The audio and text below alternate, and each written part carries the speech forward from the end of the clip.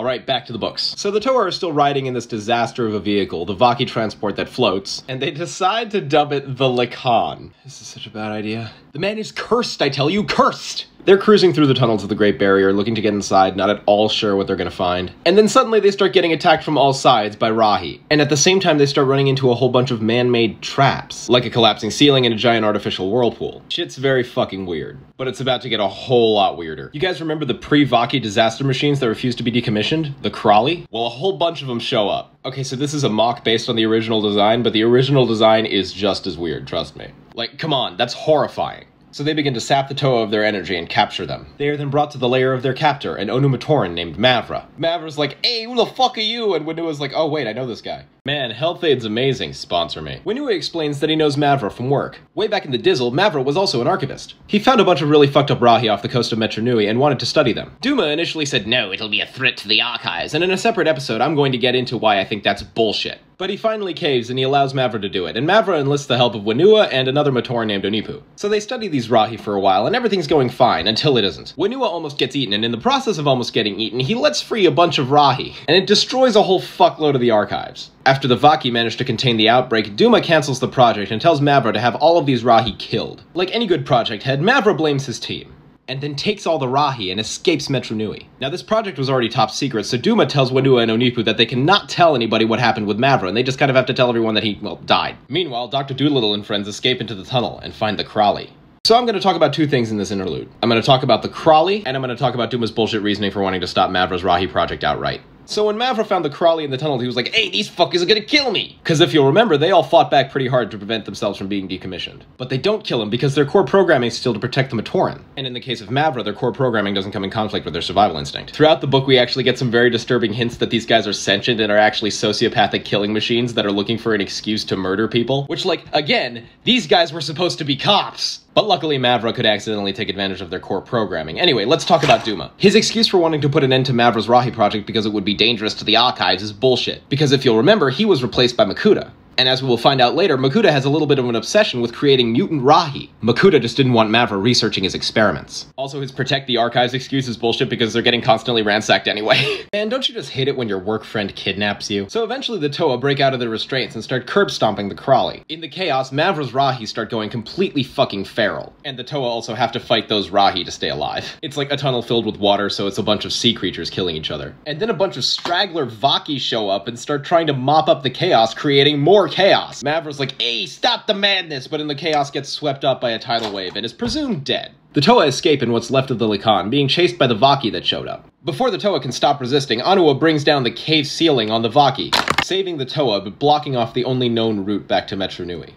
So they're gonna have to find another way back somehow. But that can wait because they've just exited the tunnel and are now gazing upon this beautiful island. Nature abounds and it's completely uninhabited. It's an absolutely gorgeous, completely untamed wilderness. It's immediately clear to them. This will be their new home. God, this is such a look. When we left off, the Toa Metru had just arrived on the island of Motunui. Some time has passed, and the Toa are now location scouting for places where they could start new villages for the Matoran of their respective Metru. And at the same time, they're trying to figure out a way to get back to Metru Nui so that they can actually get the Matoran. Anu is bumming around in what will later become Po Metru when he stumbles upon a very peculiar cave. And then a Nui Jaga appears out of the black and almost flattens him. Ready to fight for his life, Anu is completely shocked when the thing just runs straight past him and does a perfect impression of an old-timey Wall Street broker in that it jumps off a cliff and dies. Now before it can plummet to the earth below like a Chinese rocket, Anua manages to get a foothold in its mind with his mask power, and manages to determine that the Scorpion was running from Metru Nui. So this is both good news and bad news. The good news is that they may have a way back to Metru Nui. The bad news is that the city's so fucked up that a Scorpion wanted to kill itself. Oh yeah, and we also find out that Vakama's disc launcher is actually also a jetpack. What? All I'm saying is a lot of problems could have been solved a lot earlier if we had all known that you had a fucking jetpack. So before they can set off into the Scorpion's suicide cave, Vakama bullies his entire team into making Toa stones. He then has each of his comrades hide their Toa stones somewhere on the island. Vakama makes no bones about the fact that this is a contingency plan in case they all fucking die. As Nokama points out, he's definitely right to do so, but as everybody else on the team points out, he's doing it in the most obnoxious way possible. It's clear to everyone at this point that Vakama is developing a complex. Nokama tries to talk Vakama into addressing his PTSD, but Vakama determines that that would be a waste of time. They have Matoran to save after all. So they head into the darkness below. And the first thing they encounter is a hive of these motherfuckers! They're back, babe! maybe? But it's just a dormant hive. It's just a bunch of sleepy boys. But Vakama has a vision!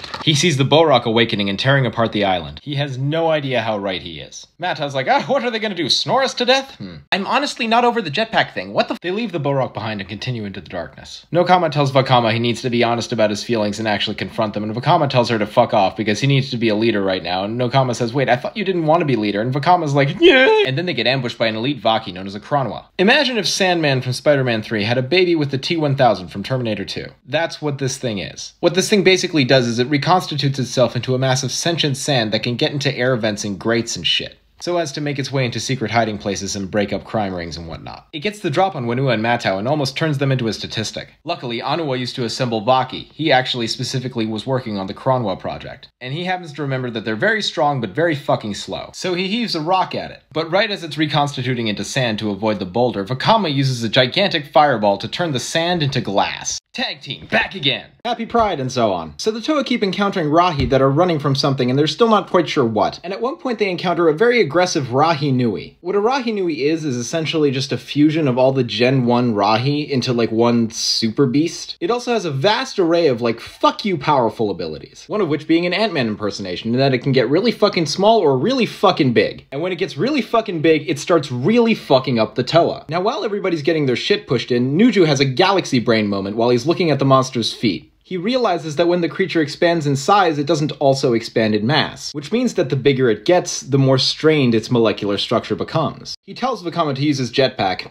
to fly to the top of the really high ceilings of this really big fucking cave that they're in. The creature grows in size to follow him up, and as it does, its molecular structure becomes so thin that it just BAM! TKO by way of physics! Who'd have thought being into feet could serve you so well? This feels like too much midriff. So in the fight with the Rahi Nui, Nokama got really hurt. Like, as in, she might die hurt. Anua and Matau argue that they need to take her back to the island or else she might die, and Vakama argues that they need to keep going to Metro Nui because he has a complex. Also, I mean, he kind of has a point. They don't have anything on the island that they wouldn't maybe have in Metro Nui. They do decide to push on, but that doesn't really last very long because they start to get attacked by sentient vegetation. Now their first thought, and probably your first thought, was more Buzak. But the vine says, nah! For those of you just tuning in, the plant is talking. And it says, I'm everything the more Buzak wishes it was. I don't know why I chose that voice for the vine, but I'm running with it. It basically says, yeah, Makudi created me, but he couldn't control me, so he banished me and created the more Buzak. My name is Karzahni. Now, Makuta basically named this vine after the Matoran equivalent of hell, which is totally not a real place, I promise. We'll get to that. Anyway, Nokama's still dying, so that's an issue. I should not have started this so late. So the Toa basically asks the Karzahni plant what the fuck it wants from them, and it basically says, get me some energized protodermis! To clarify, energized protodermis is the substance that the Toa fell in to become the Toa Nuva in the previous arc. The Toa are like, why? And the plant's like, oh, because I want to get fucking swole, my guy. The plant tells the Toa to go to the Makuta's lair to find the energized protodermis. It also promises to heal Nokama if they do its bidding. Which, like, I don't know, I wouldn't trust a talking plant, but they're also plumb out of options. So as they go through this cave, they start discovering a bunch of mutant animals. There's like scorpions with gills and two-headed lizards and shit. They had seen a little bit of this earlier in their dungeon crawl, but they see a lot more of it the closer they get to Makuta's lair. You remember that whole spiel a couple episodes back where Duma didn't want Mavrah studying a bunch of these weird creatures that he found? Yeah, that all starts making a lot more sense in retrospect. Anyway, they reach Makuta's lair and find the energized protodermis, but getting it's not going to be as easy as they thought. So they reach the pool of energized protodermis and get ready to take a sample for Karzahni, but holy shit, the pool's alive! The energized protodermis forms into basically like an upper body. This thing is only ever referred to as the entity. And it basically does this whole long-winded thing where it's like, energized protodermis has the ability to create